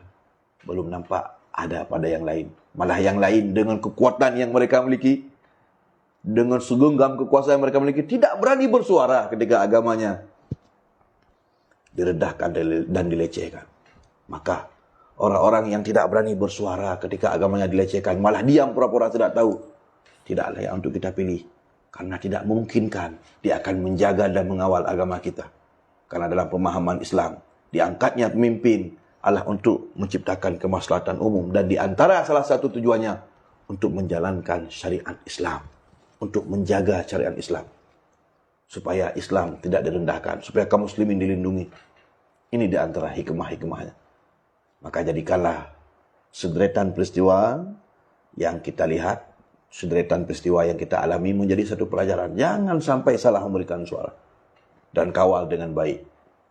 Jaga dengan baik berbagai macam bentuk kecurangan-kecurangan yang memungkinkan akan dilakukan oleh pihak-pihak tertentu untuk menekan masuknya menjadi pemimpin orang-orang yang punya loyalitas kepada Islam. Anda boleh percaya, boleh tidak. Tapi peristiwa Halloween ini ada satu hikmah yang sangat berarti. Lihatlah pemilik saham. Ada Hotman Paris, si kafir. Ya, dia kafir. Ya, walaupun dia menunjukkan di media dia ikut datang ke tubuh ireng, itu terserah. Itu tidak menghapuskan kekafirannya. Sebanyak apapun kebaikan yang Anda lakukan, Anda tetap kafir selama Anda tidak bersyahadat. Malah Anda ikut punya usaha, ikut punya saham. Ada juga artis Nikita Mirzani, lihat. Dia juga pernah bentrok dan adu mulut dengan Ustaz Abdul Somad, dengan Ustaz Abdul Latif. Dia juga pernah mengolok-olokkan kalimat azan. Ternyata inilah orang-orang yang punya saham di balik Halloween. Yang jauh hari sebelum ini mereka lakukan. Mereka sudah menampakkan kebencian kepada Islam. Dan ini Allah ledakkan. Ternyata di baliknya juga ada orang-orang yang bermata sipit. Ada orang-orang Chinese yang merupakan pemilik dasar daripada saham tersebut. Mereka menggiring opini. Seakan-akan dia tidak mau bertanggung jawab. Manajernya tidak mau bertanggung jawab. Ini hanya perbuatan oknum saja. Wahai saudaraku yang dirahmati Allah, jangan pernah mau dibodohi. Jangan pernah mau dibodohi. Mereka berdosa menipu kita. Mereka berdosa mendolimi kita. Tapi kita pun ikut berdosa. Kenapa? Kita masih bisa dibodohi. Tinggal dalam kedoliman. Hidup dalam kedoliman. Ketika di akhirat kelak. Diceritakan dalam Al-Quran yang mulia. Ayat ini pada dasarnya berbicara tentang sekelompok manusia yang tidak mau ikut hijrah bersama Nabi Muhammad SAW. Ketika mereka mati, tidak mau hijrah bersama Nabi, di hari akhirat. Allah menghikayatkan dalam Al-Quran dalam surah 14, surah Ibrahim. Dalam keadaan bagaimana kamu dimatikan mereka. Mereka berkata, kami ini dalam keadaan dizalimi. Lalu Allah bertanya, bukankah engkau bisa hijrah? Artinya kita bisa membuat perbaharuan. Kita tidak sedang ingin melawan pemerintah. Kita tidak sedang mengajak untuk mengangkat senjata melawan pemerintah. Tapi kita ingin berjuang secara parlemen. Kita ingin berjuang sebagaimana di bawah koridor hukum negara Indonesia. Maka, mari sama-sama jangan sampai kita mudah tertipu dan tergoda hanya dengan uang 50.000. Sehelai kain sarung. Kemudian dengan pencitraan. Kita sudah muak dengan pencitraan. Harga listrik, tarif dasar listrik dinaikkan. Harga minyak dinaikkan. Lalu sebagian orang-orang akan berkata, harga yang ada di negara kita lebih murah dengan ada yang ada di Singapura. Setelah mendolimi, mereka ingin membodohi. Untuk apa dibandingkan dengan negara yang maju, yang mata uang mereka saja pun dolar. Kita sedang berbicara dalam skop Indonesia. Alhamdulillah, saya secara pribadi tidak pernah merasa lapar sekalipun. Saya tidak punya pekerjaan. Saya hanya mengajar ngaji. Cuma itu saja. Tapi sudah 40 tahun umur saya, insya Allah. Saya tidak pernah lapar. Dan tidak pernah satu hari pun lampu di rumah saya tidak menyala. Dan tidak pernah sekalipun saya harus makan 2 pisang demi untuk menggantikan makan nasi sebagaimana anjuran Kiai Haji Ma'ruf Amin. Yang beliau juga belum pernah bersuara, kita lihat. Belum kita dengar beliau bersuara tegas, lantang, sebagaimana sosok ulama, lagi wakil presiden. Dia punya 2. Dia punya ilmu, nama besar, santri yang banyak. Dia punya pangkat orang nomor 2. Tapi setahu saya beliau belum berbicara apapun tentang orang yang menghina Rasulullah. Beliau masih diam. Jamaah rahimakumullah. Lihat bagaimana berbagai macam propaganda yang mereka lakukan. Akankah kita masih tetap diam? Jangan pernah mau dibodohi. Saya seru, saya mengajak kepada seluruh kaum muslimin dimanapun anda berada, wabil khusus yang tidak munafik. Orang akan berkata, kadrun, kadal gurun. Inilah berbagai macam framing-framing yang mereka giring. Seakan-akan ketika kita berbicara tentang Islam, seakan-akan ketika kita berbicara tentang Islam, ya, oh ini politik identitas. Inilah buah karya, inilah trik yang dipakai oleh kaum-kaum liberal. Oleh kaum-kaum munafik. Kaum sekuler. Mereka ingin memindahkan agama dari negara. Untuk apa? Supaya mereka bebas berbuat apapun yang mereka inginkan. Supaya tidak ada yang mengawal. Mereka bebas membuka hotel, membuka bar malam, malah bila perlu memberikan label-label minuman dengan nama-nama yang merendahkan, sebagaimana apa yang mereka lakukan. Inilah kenyataannya. Jika sudah seperti ini Allah nampakkan dan Allah zahirkan di depan pelupuk mata kita, tapi kita masih terlena, masih tertidur dan belum juga sadar, maka sebaiknya kita mati sebelum datangnya waktu mati, supaya agak sedikit mengurangi beban dosa dan kebodohan yang kita pikul. Tidak ada sebuah suri teladan yang lebih baik melainkan Rasulullah dan para sahabatnya. Lihatlah Abu Bakar. Dia menumpahkan darah orang tuanya Abi Quhafah karena menghina Rasulullah sallallahu alaihi wasallam. Dan bagi kita ini hal yang biasa. Silakan orang-orang di luar agama Islam mengatakan bahwa oh ini agama teroris. Itu hanya framing. Itu hanya pengiringan opini dan kita tidak perlu peduli. Karena tercatat dalam sejarah Nazi Jerman membantai Yahudi. Dia bukan Islam. Di Sarajevo Presiden membantai kaum muslimin, bahkan anak-anak. Israel membantai Palestina. Itu bukan Islam. Mereka lah hakikatnya teroris itu. Ketika mereka mendolimi kita, kemudian kita bangkit untuk melawan, membalas kezaliman mereka. Mereka sudah mempersiapkan trik yang lain. Ini teroris. Yang melawan ini teroris. Bagi mereka Islam yang baik adalah Islam yang bagaikan lembu cucuk hidung. Kita ikuti. Ketika mereka menghina Nabi kita, kita diam, sungkem. Ini baik Islamnya. Mereka akan beri berbagai macam nama. Ini Islam wasatiyah. Ini Islam yang baik ini. Ini yang mereka maksudkan. Ini propaganda. Ketika kita berbicara dengan keras dan tegas tentang hukum Allah, mereka akan memposisikan kita sebagai teroris, fundamentalis. Inilah yang dinamakan dengan Islamofobia.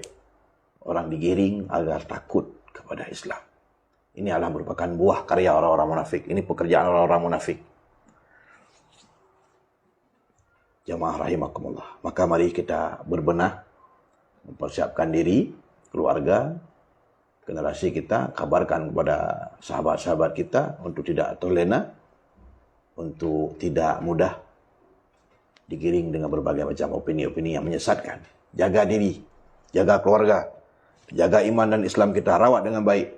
Jangan sampai dikikis oleh berbagai macam kesesatan-kesesatan yang dilakukan oleh orang-orang yang dibayar oleh orang-orang tertentu yang hanya demi mencari segenggam beras, demi mencari sejengkal perut, rela melecehkan agamanya. Anda bisa menyaksikan sendiri orang-orang yang munafik itu. Dengan santai dia berbicara, seakan-akan tidak punya beban moral ketika nabinya dihina. Anda tidak perlu menjadikan mereka sebagai panutan. Jikapun Anda menjadikan mereka sebagai panutan, berarti Anda tidak paham dengan nilai agama.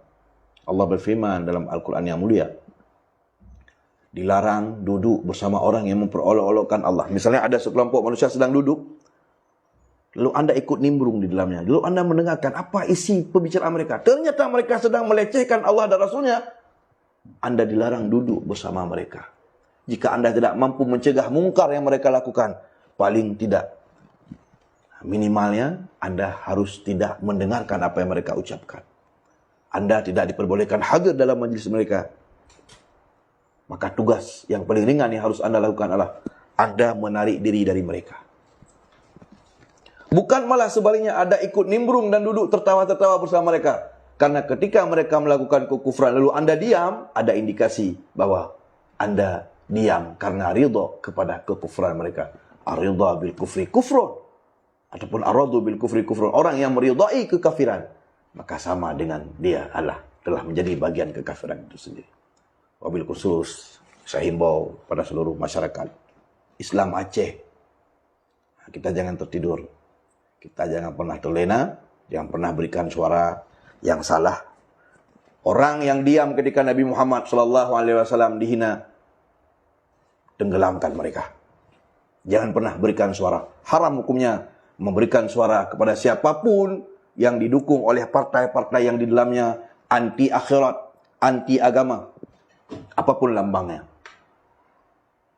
Ketika sebuah partai yang di dalamnya sudah jelas dan nyata mereka anti agama, maka tidak perlu untuk kita berikan suara, apapun ceritanya. Dan tidak perlu untuk kita beda-bedakan. Oh, itu partainya di sana, kalau di sini baik. Nyan bahasa Acehnya lemo, Cina sabu gedung. Nyan jin sabu abu mendung. Maka tidak perlu kita berikan suara. Bila perlu tidak boleh ada ruang partai-partai yang di dalamnya ada anggota-anggota orang yang melecehkan nilai-nilai agama. Sampai kita memang PSI kena waceh. Nyan perti awak anti agama ya. Menjelebab tambah oleh.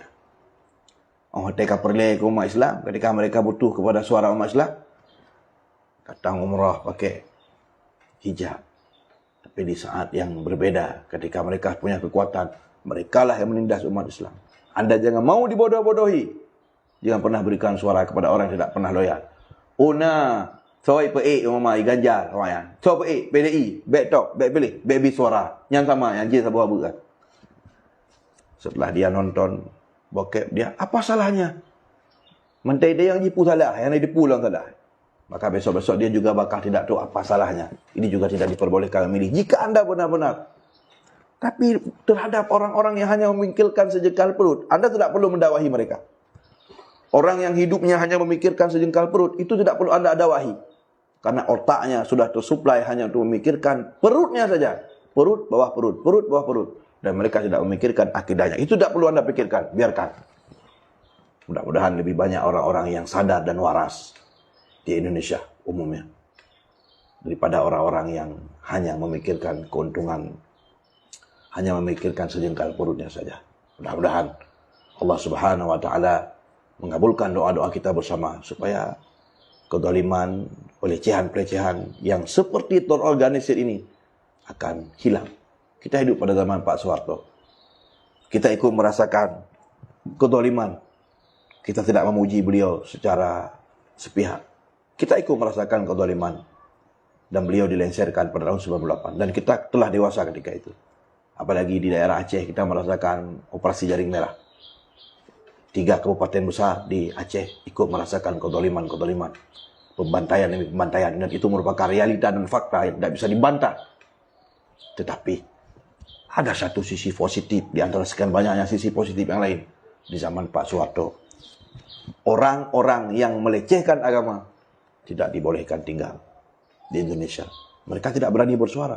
Tidak pernah kita dengarkan orang membakar Al-Quran. Tidak pernah kita melihat video-video di dalamnya berisi ejekan kepada Nabi. Itu tidak pernah ada. Dari sisi itu, kita sangat mengapresiasinya. Kita sangat bersyukur kepada Allah. Tapi di zaman rejim yang sudah 2 periode ini, kita melihat secara nyata tumbuhnya berbagai macam penistaan kepada agama persis sebagaikan jamur yang tumbuh di musim hujan. Belum lagi rasa emosional kita reda karena Muhammad kece merendahkan Nabi kita, timbul Saifuddin Ibrahim. Belum lagi Saifuddin Ibrahim usai kasusnya masih sedang booming di media sosial, muncul lagi. Belum lagi anak Presiden Soekarno tusuk kondil lebih baik daripada cadar, suara ibu kidung ibu Pertiwi lebih baik daripada suara azan. Bertubi-tubi. Khusus di zaman dan rezim ini sudah 2 periode. Tidakkah kita sadar apa yang sedang mereka lakukan? Kenapa tumbuh subur berbagai macam penistaan agama di zaman ini dan tidak sesubur ini pada zaman-zaman sebelumnya yang sudah kita lalui? Dan itu tidak bisa dipungkiri. Ini adalah dikarenakan pemimpin-pemimpin yang ada pada zaman ini tidak memperdulikan agama. Mereka hanya memikirkan keuntungan oligarki. Cina yang berikan modal hutang. Mereka sedang membuat tuan-tuannya senang. Sedangkan sama-sama kita maklumi, tuan-tuan mereka adalah komunis. Tuan-tuan mereka adalah negara komunis. Bukan hanya saja ideologi mereka memang resmi negara komunis. Dengan lambangnya Palu dan Arif. Negara mereka sendiri Palu dan Arif. Dan langsung di sana mereka berfalsafahkan, berdulikan dengan komunis. Dan Cina itu jahat. Negara-negara yang mereka beri hutang bukan hanya sebatas ekonomi. Mereka juga ikut menguasai, memasukkan ideologi.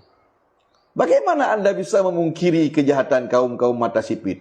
Sedangkan negeri Irak, Baghdad diberangus oleh Kholushan, diberangus oleh kaum Mongolia. Mereka membakar masjid dan membakar jutaan mayat di tengah-tengah kota Baghdad. Bagaimana Anda bisa memungkiri kejahatan kaum mereka? Bangsa Mongolia dan bangsa Tartar. Maka daripada itu sadarlah. Jangan mudah tertipu dengan berbagai macam framing yang dibangun oleh orang-orang yang dibayar oleh kelompok-kelompok tertentu untuk membuat kita terlena dan senyap agar kita tidak bangkit dari melawan berbagai macam kezaliman dan penistaan yang mereka lakukan. Di hari akhirat, setelah kita mati, kita akan dibangkitkan kembali oleh Allah Subhanahu wa taala dan Allah akan memintai pertanggungjawaban kepada kita. Dan di antara riwayat yang sahih, ketika kita tiba di dalam kubur, di antara satu pertanyaan yang tidak akan pernah bisa kita elak ketika ditanyakan kepada kita, kaifa taqulu bi Muhammadin? Bagaimana pendapatmu tentang Muhammad? Kita akan ditanya tentang Muhammad. Bagaimana pendapat Anda tentang Muhammad? Akankah kita katakan dia Rasulku? Aku hidup dengan syariatnya. Ketika kehormatannya dilecehkan, aku ikut membelanya. Aku selalu berselawat kepadanya. Mampukah kita akan menjawabnya? Sedangkan dalam kehidupan sehari-hari tidak tercermin sebagai amanah yang kita katakan tersebut. Maka mari jamaah rahimakumullah, melalui kajian singkat ini, mudah-mudahan menjadi satu pengajaran untuk diri pribadi, agar ke depan kita lebih mawas diri dan hati-hati. Jangan sampai apa yang terjadi di Spanyol, di Andalus terulang dan terjadi di sini. Dulu peradaban Islam di Spanyol 800 tahun itu luar biasa pertumbuhannya sampai melahirkan ulama-ulama besar seperti Imam Al-Qurtubi yang kita baca kitabnya Cordoba itu Cordoba. Kemudian Ibnu Sina dan beberapa ulama-ulama yang sangat terkenal lahir dari peradaban Islam Spanyol di Eropa. Tapi seiring waktu, walaupun 800 tahun mereka hidup dalam keislaman, dengan hukum Islam, syariat, peradaban yang luar biasa. Tapi ketika mereka terlena, Islam di Spanyol hancur dan hilang. Masjid yang sangat agung dan besar yang bernama Alhambra berhasil direbut dan dijadikan menjadi tempat ibadah orang kafir, tempat ibadah umat selain Islam. Di antara sebuah artikel yang pernah kita baca, sangat menarik kisahnya sebagai penutupan daripada kajian kita siang hari yang berbahagia ini. Dikisahkan ketika orang-orang kafir memegang negeri Spanyol dan peradaban Islam mulai tertekan, orang-orang Islam mulai dibunuh. Ada sebuah mahkamah khusus, tentara khusus sebagai pembantai umat Islam yang diberi nama dengan Mahkamah Inkosisi. Tidak boleh ada atribut-atribut, ciri-ciri keislaman. Tidak boleh orang pakai jenggot ketika itu. Tidak boleh ada imamah atau sorban, tidak boleh ada Quran, tidak boleh ada rumah sekolah ataupun madrasah, dan tidak boleh ada simbol-simbol keislaman. Seorang atau sepasang suami istri, dia punya seorang anak laki-laki. Mereka terpaksa berpura-pura menjadi kafir karena tinggal di negeri tersebut. Jika ketahuan mereka Islam, mereka akan dibunuh. Setiap paginya mereka harus dengan terpaksa mengantarkan anaknya yang masih pendidikan usia dini ataupun taman kanak-kanak, harus rela mengantarkan anaknya untuk sekolah di sekolah yang tidak Islam, sekolah yang dibimbing oleh gereja. Setiap pagi ketika dia mengantarkan anaknya dengan sedikit perbekalan makanan, dia selalu memeluknya erat-erat dan sambil menangis. Anaknya pun heran. Kenapa setiap pagi ketika mengantarkan sekolah, orang tuanya, laki-laki dan perempuan, selalu menangis terjadi-jadinya. Melihat, ingin, seakan-akan sulit melepaskan anaknya. Dia mengantarkan anaknya kepada sekolah di bawah bimbingan gereja. Dan mereka tidak diketahui sebagai orang yang beragama Islam. Ketika anaknya semakin tumbuh dewasa dan ketika dia pulang ke rumah, dia bercerita kepada kedua orang tuanya. Abah, bapak, ayah atau ibu, mama, aku sudah bisa menyanyikan lagu gereja. Lalu dia menyanyikan sebaik dua bait lagu gereja yang dipelajarinya di rumah sekolah. Bertambah terseduh-seduhnya kedua orang tuanya menangis ketika mendengarkan anaknya semakin pandai dengan nyanyian-nyanyian gereja. Karena mereka tahu ini bukan yang ingin diajarkan, tapi mereka terpaksa. Akhirnya berlalulah waktu demi waktu, zaman demi zaman. Sang pria ini punya ruangan khusus di rumahnya, seperti sebuah ruangan kosong, seperti ruangan yang sangat rahasia, dan istrinya pun tidak pernah masuk, dan anaknya tidak pernah masuk. Ternyata di dalam ruangan tersebut dijadikan sebagai tempat solat. Di sana tidak boleh solat ketika itu dan tidak boleh ada kitab Al-Quran. Tidak ada boleh atribut-atribut keislaman ketika itu. Ketika Islam dikalahkan di Spanyol dan dihancurkan di Cordoba. Setelah berlalu waktu sekian lama dan anak ini pun menjadi orang-orang yang dewasa, hampir dewasa, menjelang usia remaja, laki-laki ini memilih untuk mengirimkan anaknya ke Maroko. Dia menyurati keluarganya agar menjemput anaknya pada suatu subuh secara rahasia untuk dibawa lari ke negeri Maroko dan disekolahkan dengan sekolah Islam. Pada suatu malam, dia membangunkan anaknya bersama istrinya. Alangkah sangat terkejutnya sang anak ketika dibawa dia bersama ibunya ke dalam sebuah ruangan kamar yang ada di rumah mereka. Alangkah sangat terkejutnya di sana dia melihat Al-Quran yang belum pernah dilihatnya. Dia melihat seperti sebuah sajadah tempat solat dan beberapa kitab sebagai referensi dalam beragama. Orang tuanya menangis. Dia bertanya, kenapa ayah bangunkan aku tengah malam? Dan kenapa engkau menangis? Dia bercerita, selama ini dari kecil, ketika aku antarkan engkau ke gereja, ketika aku antarkan engkau sekolah, kenapa aku selalu menangis? Karena itu bukan agama kita dan bukan agama nenek-nenek moyang kita. Itu adalah agama di luar agama kita. Sehingga ketika engkau mengatakan engkau sudah bisa nyanyian-nyanyian gereja, aku semakin menangis. Karena bukan itulah yang ingin kuajarkan kepadamu. Ini yang ada di ruangan ini, selama ini kusembunyikan kepadamu. Inilah gambaran agama kita. Ini adalah Al-Quran. Kitab pedoman hidup kita. Lalu kenapa ayah selama ini menyembunyikannya? Karena jika mereka tahu kita Islam, mereka akan membunuh kita. Karena kita telah kalah di negeri ini. Dulu di sini, agama kita lah yang mendominasinya. Dan masjid gereja yang kulihat begitu besar, tinggi menjulang, itu dahulunya adalah merupakan tempat ibadah kita. Tapi karena terlenanya umat-umat Islam, kami ini terlena. Akhirnya kita diserang. Dan Islam dihapuskan dari negeri ini. Sebentar lagi pamanmu akan tiba menjemputmu.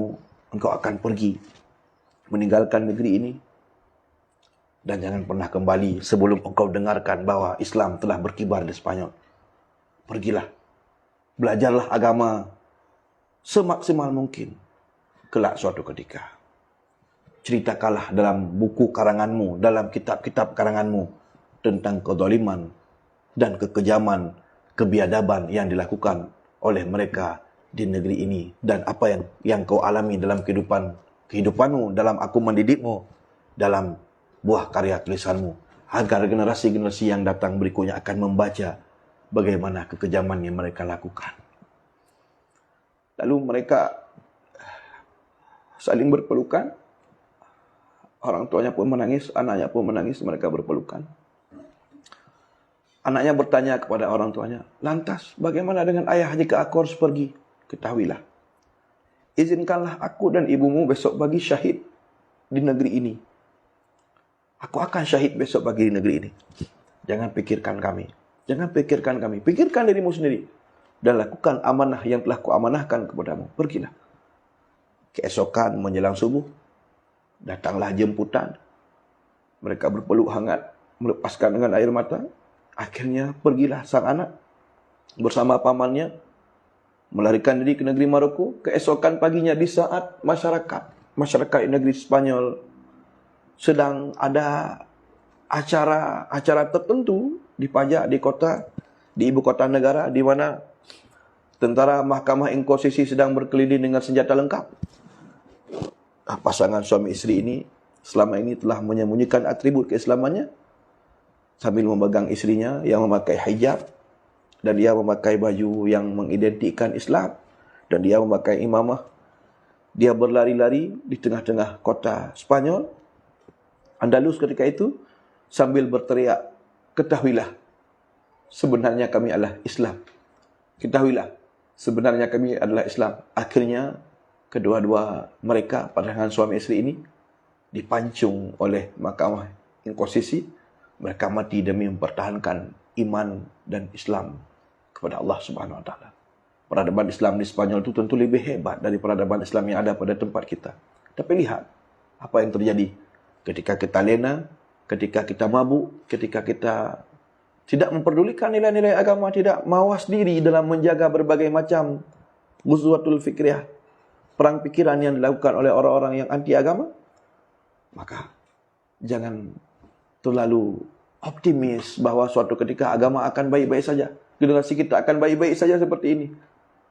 Tapi jadikanlah apa yang sudah berlaku di tempat-tempat lain, jadikanlah apa yang sudah terjadi pada negeri-negeri lain menjadi satu pengajaran untuk menyadarkan kita, untuk menjaga bangsa, negara, negeri kita agar tidak sampai dijajah dalam bentuk apapun. Terlebih-lebih Indonesia adalah merupakan negara Islam terbesar di dunia.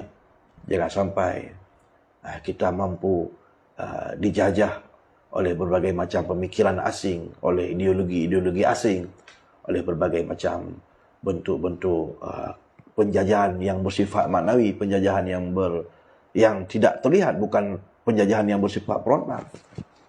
Dan tidak tertutup kemungkinan ketika mereka sudah punya kekuatan dan kita sudah terlena, tidak tertutup kemungkinan akan mengulangi peristiwa-peristiwa yang sudah mereka lakukan terhadap umat Islam, baik di Indonesia atau di tempat-tempat lain pada masa-masa yang akan datang.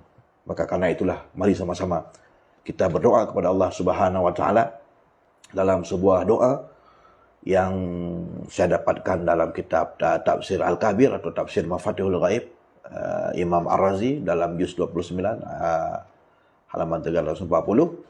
Di antara doa yang diajarkan oleh Sayyidina Muhammad sallallahu alaihi wasallam, Allahumma la taj'al li fajir wala li fasiqin indi ni'mah. Ya Allah, janganlah engkau jadikan bagi orang-orang yang durhaka, bagi orang-orang kafir dan bagi orang-orang fasik di sisi kami nikmat. Jangan engkau jadikan mereka orang-orang kafir, jangan kau jadikan orang-orang munafik, jangan kau jadikan orang-orang yang fasik itu dari sisi kami kenikmatan. Artinya jangan engkau biarkan mereka berkuasa di atas kami sehingga mereka menzalimi kami. Jangan kau biarkan mereka berkuasa di atas kami sehingga mereka melecehkan Nabi kami, mereka melecehkan nilai-nilai dan agama kami.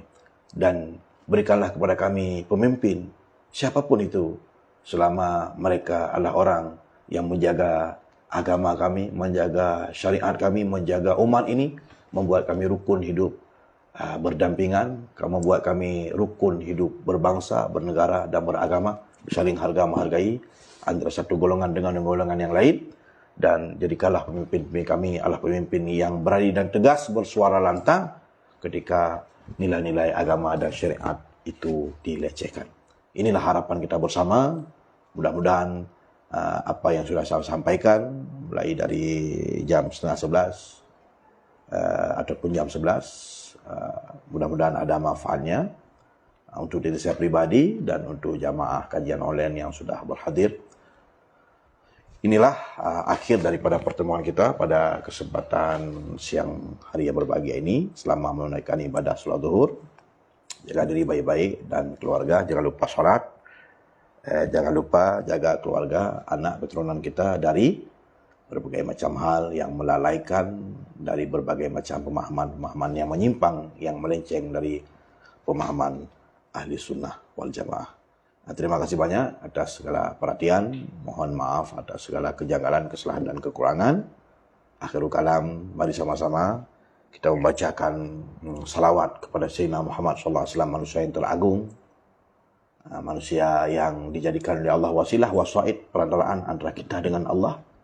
Manusia yang malaikat dan Allah Subhanahu wa taala sendiri ikut berselawat memuliakannya.